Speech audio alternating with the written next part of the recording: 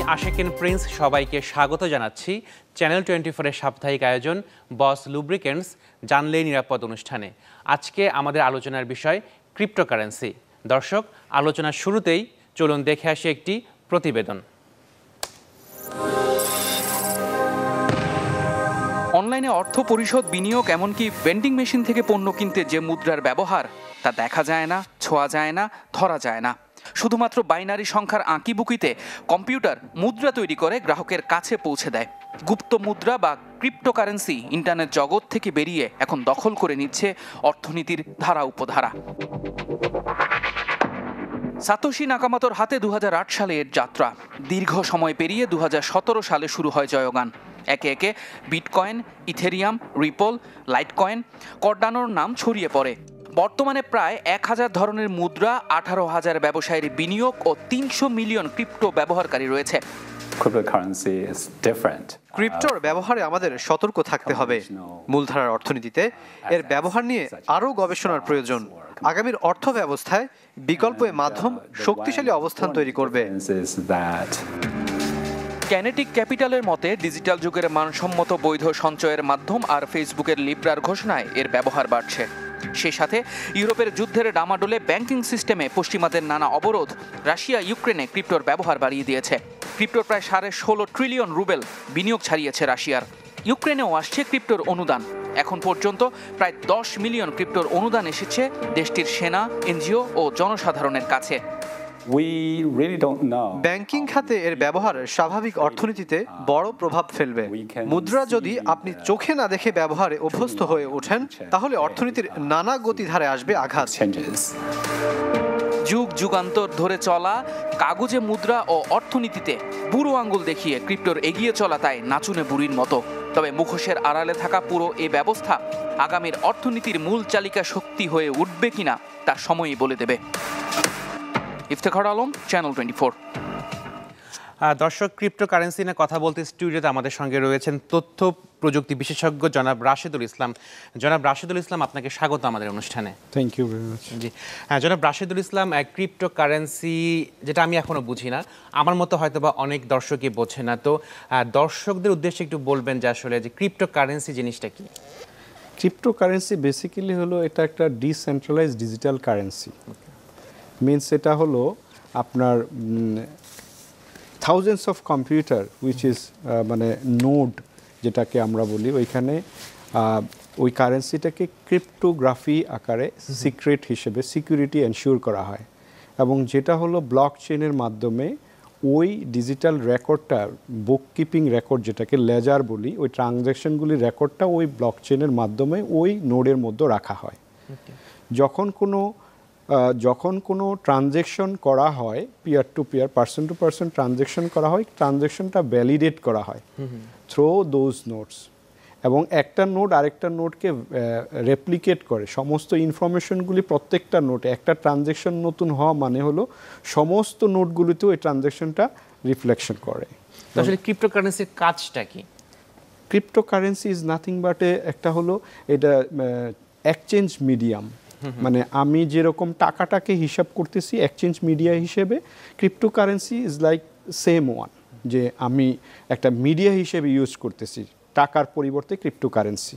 তো এই ক্রিপ্টোকারেন্সি দিয়ে কি যে কেউ কোনো কিছু প্রোডাক্ট কিনতে পারবে অথবা বিক্রি করতে পারবে? Yes, cryptocurrency it's working like an currency, you know, যে কারেন্সিটা আসলে বেসিক্যালি ইউজ করা হয় এক্সচেঞ্জ অফ প্রোডাক্ট, এক্সচেঞ্জ মানে হলো পারচেস করার জন্য বেসিক্যালি এই জিনিসটা ইউজ করা হয়, ট্রেডিং করার জন্য ইউজ করা হয়।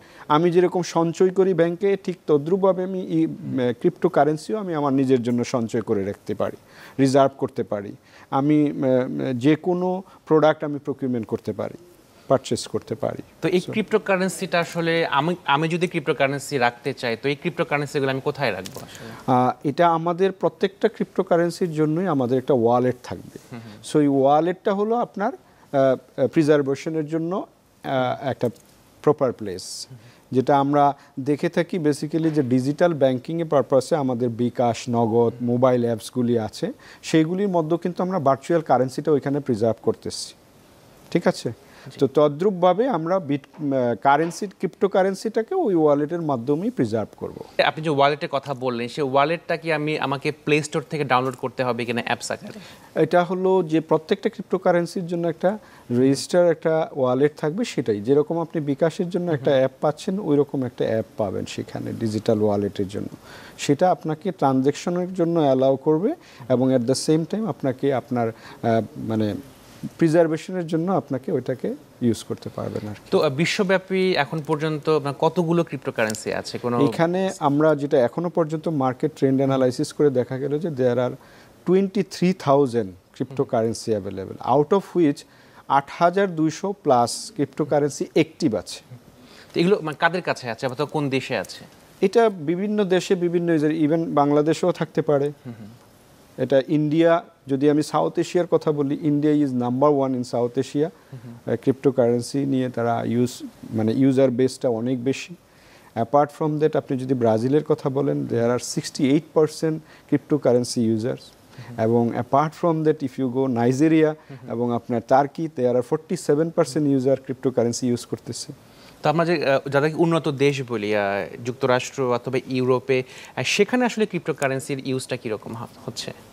এখনো পর্যন্ত ক্রিপ্টোকারেন্সির ইউজেসটা in US, UK, Canada, Australia, they are rapidly using this. Russia and Ukraine, they are using it. তো এটা কোনো অথরিটি বডি আছে কিনা, কোনো নিয়ন্ত্রণকারী? এটা হলো, this is the very big disadvantage যে আসলে এটার কোনো কন্ট্রোল বডি নাই, রেগুলেটরি বডি নাই।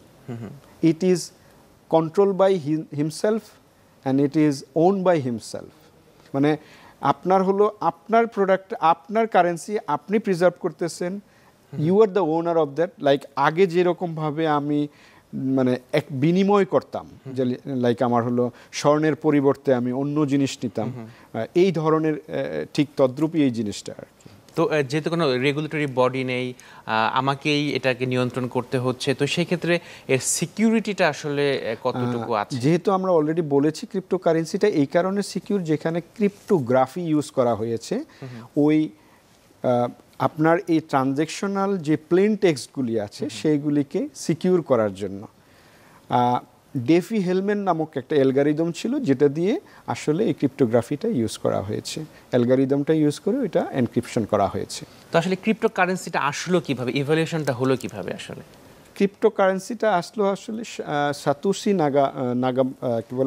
নাগামাতো যে যিনি ছিলেন জাপানিজ নাগরিক, উনি এটাকে ইনভেন্ট করেন 2008 সালে এবং লেটার ওর 2009 সালে উনি প্রথম এটা মার্কেটে লঞ্চ করেন। সেইখান থেকেই এটার উদ্বোধন হয়। এবং ক্রিপ্টোকারেন্সিটা আসলে মূল্যস্ফীতি হয় কিভাবে, এটা ইউজার বেস, যে আপনার ইউজারের পপুলারিটি কত, ওইটার উপরে ইউজারের ডিমান্ড কীরকম, ওইটার উপরে এটার মূল্যস্ফীতি নির্ধারণ করে। অর্থাৎ কোনো ব্যক্তি যদি এখন ক্রিপ্টোকারেন্সি নিতে চায় অথবা কিনতে চায়, তো তাকে কোন জায়গা থেকে এটা আসলে কিনতে হবে কি অথবা নিতে হবে ক্রিপ্টোকারেন্সিটা? ক্রিপ্টোকারেন্সি নেওয়ার জন্য আপনাকে সে ডিজিটাল ওয়ালেট ইউজ করতে হবে। You may buy it from anyone, or আপনি যে ধরেন আমাদের বাংলাদেশে বা দেয়ার are some other countries are also, যে আপনার ক্রিপ্টোকারেন্সির জন্য এখন বর্তমানে যে জিনিসটা হচ্ছে, ফ্রিল্যান্সার যারা আছে তারা যে ফ্রিল্যান্সিং কাজগুলি করে অ্যাব্রোড, সেই কাজগুলির জন্য অনেকেই ক্রিপ্টোকারেন্সি অফার করে, বিটকয়েন অফার করে। So there are some limitation, যেহেতু আমাদের এটা লোকাল এটার কোনো কন্ট্রোল বডি নাই, রেগুলেটরি বডি নাই, এবং এটা কিছু কিছু ক্ষেত্রে দেখা গেছে এটা লিগ্যালাইজেশন নাই, সেহেতু এটা অ্যাকসেপ্ট করা যাচ্ছে না। আপনি একটা বিটকয়েন শব্দটি উচ্চারণ করেছেন, তো বিটকয়েন এবং ক্রিপ্টোকারেন্সি দুটো কি একই জিনিস নাকি ভিন্ন ভিন্ন জিনিস? ক্রিপ্টোকারেন্সি হলো একটা কারেন্সি, এটা bitcoin. There are thousands of currency available in the market. আমি অলরেডি বলেছি যে এখানে 23,000 কারেন্সি আছে, ক্রিপ্টোকারেন্সি আছে, এর ভিতরে বিটকয়েন একটা কারেন্সি। 23,000টা কি ভিন্ন ভিন্ন নামে, ভিন্ন ভিন্ন নামে, কি নামে থাকতে পারে আসলে? এই যেরকম আপনার বিটকয়েন আছে, ইথেরিয়াম আছে, তারপরে টেথার আছে, তারপরে এক্সআরপি আছে, তারপরে বাইন্যান্স আছে, ডিজিকয়েন আছে, লিটিকয়েন আছে, এই ধরনের নামে অনেক ক্রিপ্টোকারেন্সি মার্কেটে অ্যাভেলেবেল আছে। আপনি বলছিলেন যে ইন্ডিয়া, উন্নত দেশ, ইউএসএ, ইউরোপ, কানাডাতে এগুলো ইউজ করা হচ্ছে, তো বাংলাদেশে কারোর কাছে ক্রিপ্টোকারেন্সি আছে কিনা, এটা নিয়ে কোনো তথ্য আপনাদের কাছে আছে কিনা? না, যেহেতু এখানে বাংলাদেশ ব্যাংক একটা রেগুলেটরি বডি এটাকে ওন করতেছে, বাংলাদেশ ব্যাংক থেকে মেবি 2017 সালে একটা সার্কুলার আসে, যেখানে বলা ছিল ক্রিপ্টোকারেন্সি ইলিগেল। আচ্ছা, এটা লিগেল না ইউজ করার জন্য, ঠিক আছে? তো সেই ক্ষেত্রে এখানে বাংলাদেশে কারো কাছে ক্রিপ্টোকারেন্সি থাকার কথা না, এবং it is not allowed to transaction, মানে কোনো ট্রানজ্যাকশন এটা অ্যালাউ করে না ক্রিপ্টোকারেন্সি দিয়ে বাংলাদেশে। তো যদি কারো কাছে থেকে থাকে সেটা কি অবৈধ? ডেফিনেটলি এখানে বলা আছে ফরেন এক্সচেঞ্জ অ্যাক্ট 1947 একটা অ্যাক্ট ছিল যেখানে ফরেন এক্সচেঞ্জের জন্য বলা ছিল যদি কারো কাছে ইলিগেল কারেন্সি থাকে সেটা অবৈধ। Apart from that anti terrorism act যেটা 2007 সালে 2009 সালে আসে সম্ভবত, এবং অ্যান্টি মানি লন্ডারিং অ্যাক্ট 2012 সালে যেটা আসে, সেই অ্যাক্ট অনুযায়ী ইলিগেল কারেন্সি যদি কারো কাছে থাকে সেটা পানিশেবল অফেন্স। তো এই যে ক্রিপ্টোকারেন্সির মাধ্যমে কি জঙ্গি অর্থায়নের অথবা অর্থ পাচারের কোনো আশঙ্কা থাকে কিনা? এখানে আমি যে জিনিসটা বলেছি যে হ্যাঁ, ব্লকচেন নামক একটা টেকনোলজি ইউজ করা হয়েছে যেখানে ট্রানজ্যাকশনগুলি ভ্যালিডেট করা হয় থ্রু ব্লকচেন। সো এইখানে ভ্যালিডেশন প্রসেসটা এরকম যে এখানে very limited chance to have any criminal activities offence, যেহেতু আমার প্রত্যেকটা ট্রানজ্যাকশনের রেকর্ডটা ওই ব্লকচেনে থেকে যায় এবং প্রত্যেকটা নোডেই ট্রানজ্যাকশনের রেকর্ডটা থাকে। কিন্তু কোনো তো রেগুলেটরি বডি নেই, তাহলে সেই রেকর্ডটা আসলে কে প্রোভাইড করবে যদি কোনো অবৈধ কাজে যদি ইউজ করা হয় জঙ্গি অর্থায়নের কাজে? দ্যাটস দ্য মেইন রিজন, যেহেতু আমরা বলি যে প্রত্যেকটা কারেন্সির জন্য একটা রেগুলেটরি বা কন্ট্রোল বডি থাকা উচিত। যদি কোনো অফেন্স হয়, আমরা আসলে অনেক সময়ই বলি ফেয়ার অফ লস,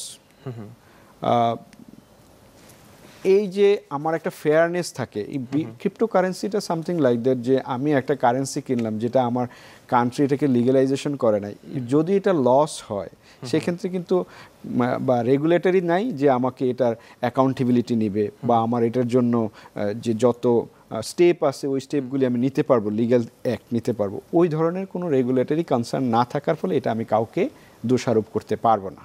এটা একটা হচ্ছে আপনার ব্যাকলগ বলা যায়। জি, ব্যাকলগ, যেহেতু এটা আমার কান্ট্রি ইটসেলফ এটাকে লিগ্যালাইজ করে নাই, সেক্ষেত্রে আমি এটাকে যদি কোনো অ্যাক্টিভিটি করি, কোনো ট্রেডিং করি, কোনো বাই করি বা কোনো কিছু করি, সেল করি, সেই ক্ষেত্রে এটা যদি লস হয় বা আমি যদি লুজার হই সেক্ষেত্রে কেউ দায়ী থাকবে না। তো সেই ক্ষেত্রে বৈধতা দেওয়ার কোনো দেওয়া উচিত কিনা অথবা আপনি সুপারিশ করবেন কিনা, অথবা আপনাদের ব্যাংকিং চ্যানেলে কি বলে আসলে? যেহেতু আমরা ডিজিটাল ব্যাংক, ডিজিটাল বাংলাদেশ থেকে এখন স্মার্ট বাংলাদেশে যাচ্ছি, এখানে মেজর কনসার্নটা হলো আমাদের দেখা উচিত যে রেমিটেন্সটা বাংলাদেশে আমাদের মেজর ভূমিকা পালন করতেছে, মেইন ভূমিকা পালন করতেছে আমাদের রিজার্ভেশনের জন্য।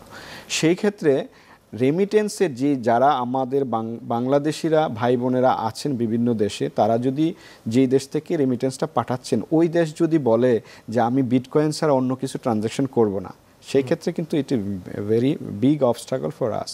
সো ডেফিনেটলি আমরা যেহেতু ডিজিটাল বাংলাদেশ থেকে স্মার্ট বাংলাদেশে যাচ্ছি, অবশ্যই আমাদেরকে এগুলি লুক আফটার করার কথা, দেখা উচিত বলে আমি মনে করি।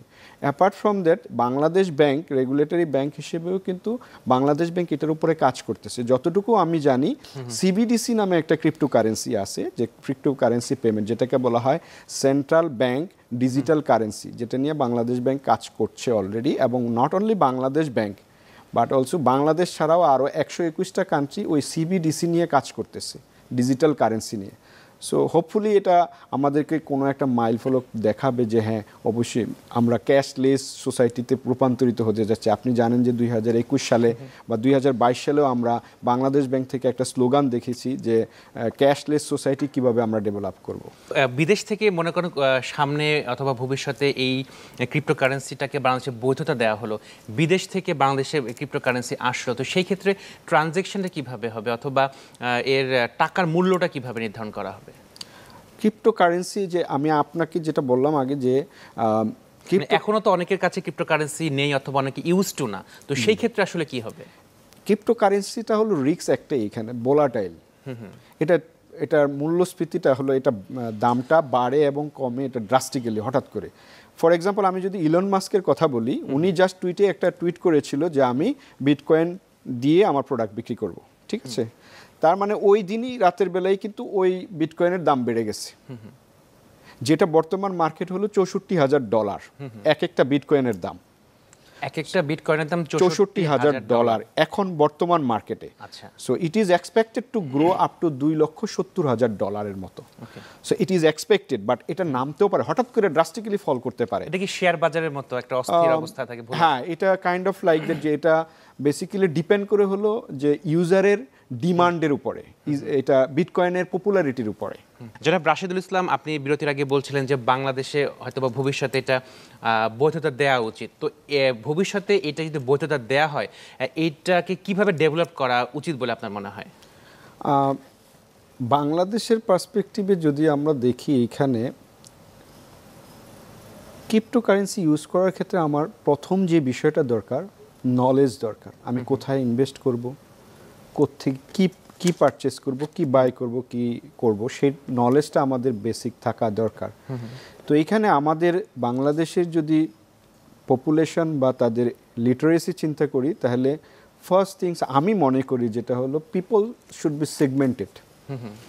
সেগমেন্টেড লাইক, মানে আমার এজ ওয়াইজ পিপলটাকে বের করা, তাদের এডুকেশনাল ব্যাকগ্রাউন্ড চেক করা, কারণ it is very difficult for the urban people যে এই ক্রিপ্টোকারেন্সি নিয়ে কাজ করে, ইভেন দো তারা স্মার্টফোনে অভ্যস্ত না, অনেকেই স্মার্টফোনে অভ্যস্ত। তা আপনি তাদেরকে যদি অভ্যস্ত করতে চান, it's a huge challenging task. So আমাদের প্রথমে পিপলকে সেগমেন্ট করে তাদেরকে ফার্স্ট ফেজে তাদেরকে শিক্ষিত করা, এবং দেন আমি আস্তে আস্তে এটাকে প্রমোট করা। বাট আমি ডে ওয়ানে ইটসেলফ আমি তাদেরকে বলতে পারবো না physical currency is no more.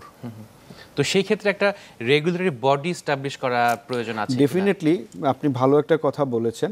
Regulatory body তো অফকোর্স থাকবে, আমার প্রসেস পলিসি থাকতে হবে, প্রত্যেকটা লোকাল গভর্নমেন্টের একটা পলিসি থাকতে হবে ক্রিপ্টোকারেন্সি ইউজেসের উপরে, এবং ক্রিপ্টোকারেন্সি যদি নিরাপদ বিষয়, কিভাবে নিজেকে নিরাপদ রাখবে, এই বিষয়ে আইসিটি মিনিস্ট্রি থেকেও একটা পলিসি থাকা উচিত, প্রসেস থাকা উচিত। অ্যাপার্ট ফ্রম দ্যাট, যে রেগুলেটরি বডি এটাকে রেগুলেট করবে, তার ওই বিষয়গুলি পুঙ্খানুপুঙ্খানুভাবে দেখে তারপরে এটাকে কিভাবে কন্ট্রোল করা যায়, এবং এটার থেকে কিভাবে অ্যান্টি মানি লন্ডারিং কিভাবে এটাকে প্রিভেন্ট করা যায়, এবং প্রত্যেকটা বিষয়, যে কোনো ট্রানজ্যাকশনের ক্ষেত্রে আমাদের কি থাকা উচিত, একটা ইনভেস্টিগেশন থাকা উচিত। যদি কোনো অকারেন্স হয়, যদি কোনো ক্রাইম হয়, যদি কোনো লাইক আপনার কি বলে টাকা চুরির ঘটনা হয়, এই ধরনের ঘটনা হতেই পারে, কারণ এটা একটা digital platform, anything can happen, কিছুই নাই, রাইট? সো আমাকে ওই প্রিভেন্টিভ মেজারটা আগে নিতে হবে with set of policy and rules.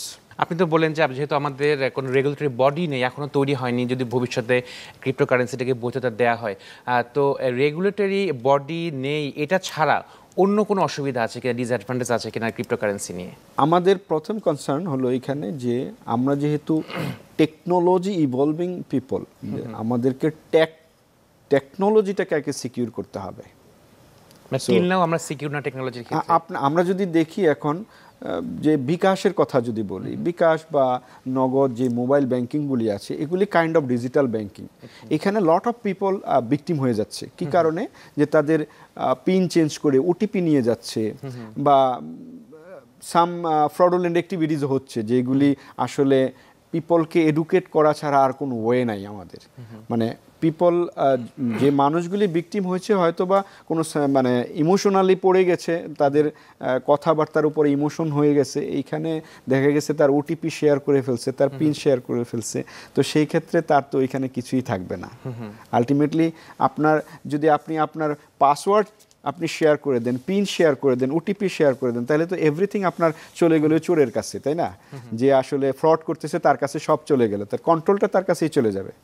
তো আপনি বলছিলেন যে 23,000-এর মতো ক্রিপ্টোকারেন্সি ওয়ার্ল্ড ওয়াইড আছে, তো এটার বাজার মূল্য যদি টাকায় কনভার্ট করি অথবা ডলারে কনভার্ট করি, কীরকম হতে পারে আসলে?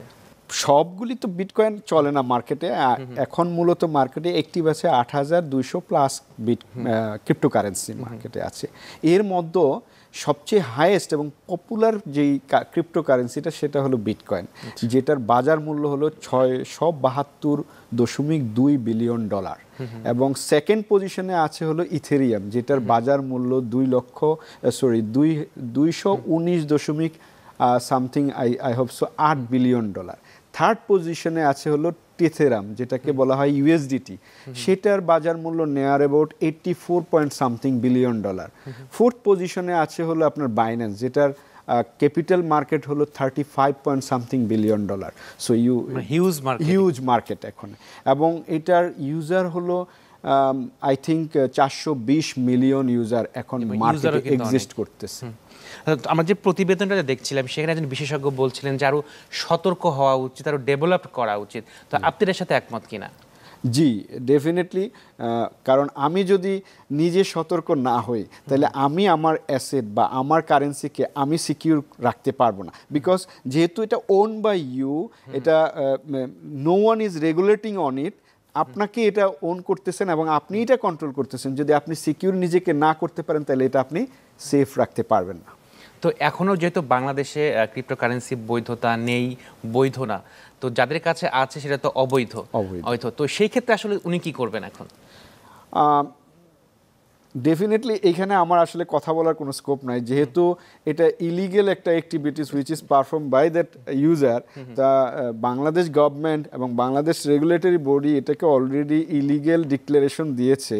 যদি এই ধরনের কোনো অফেন্স করা হয় সেই ক্ষেত্রে আমি 3টা অ্যাক্টের কথা বললাম। একটা হলো ফরেন এক্সচেঞ্জ অ্যাক্ট, যেটা 1947-এ এটাকে সার্কুলেট করা হয়েছিল, অ্যান্ড অ্যান্টি টেরোরিজম অ্যাক্ট, যেটা 2007 অথবা 9 হয়তো, অ্যান্টি মানি লন্ডারিং অ্যাক্ট 2012, ওই অ্যাক্টের আওতায় পড়ে যাবে। অর্থাৎ যাদের কাছে ক্রিপ্টোকারেন্সি এখন আছে সেটা হচ্ছিল অবৈধভাবে আছে, সেটা ইউজ করার কোনো সুযোগ স্কোপ নেই। জি, জনাব রাশিদুল ইসলাম, আপনাকে অসংখ্য ধন্যবাদ আমাদের সময় দেওয়ার জন্য। আশা করি সামনে আপনার সাথে আবারও কথা হবে। জি জি দর্শক, ক্রিপ্টোকারেন্সি নিয়ে আমি যেমন কিছু জানতে পারলাম এবং আশা করি এই আলোচনার মাধ্যমে আপনারা কিছু জানতে পেরেছেন। তো অনুষ্ঠান শেষ করছি, দেখা হবে আগামী সপ্তাহে। সে পর্যন্ত সবাই সুস্থ থাকুন, ভালো থাকুন, চ্যানেল 24-এর সাথেই থাকুন।